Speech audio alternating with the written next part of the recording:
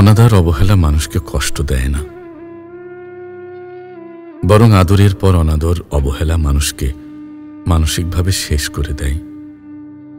মানুষ যা সরাসরি মুখে বলতে পারে না, সেটাই তার আচরণ দিয়ে বোঝায়।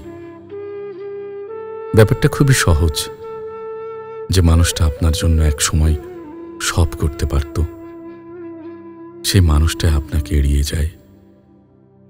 মানুষ এড়িয়ে গেলে দুঃখ পায় না, মানুষ দুঃখ পায় গুরুত্ব দিয়ে হুট করে এড়িয়ে যাওয়া শুরু করলে। যে মানুষটা ছাড়া থাকতে কষ্ট হয়, সেই মানুষটা সবকিছু বুঝেও না বোঝার ভান করে দিব্যি এড়িয়ে যায়। যে বোঝে না তাকে বোঝানো যায়, আর যে সব বুঝেও না বোঝার ভান করে তাকে বোঝানোর সাধ্য কার? অবহেলা মানে এই নয় আপনাকে কেউ ভালোবাসে না, গুরুত্ব দেয় না। অবহেলা মানে যে মানুষটা আপনাকে প্রচণ্ড ভালোবাসে, মূলত তার হুট করে বদলে যাওয়া রূপটাই আপনার কাছে অবহেলা।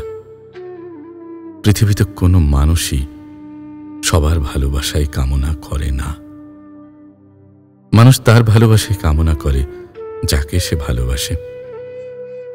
ভালোবাসার মানুষটি ঠিক একইভাবে সারা জীবন ভালো না বাসলে মানুষের দুঃখের শেষ থাকে না।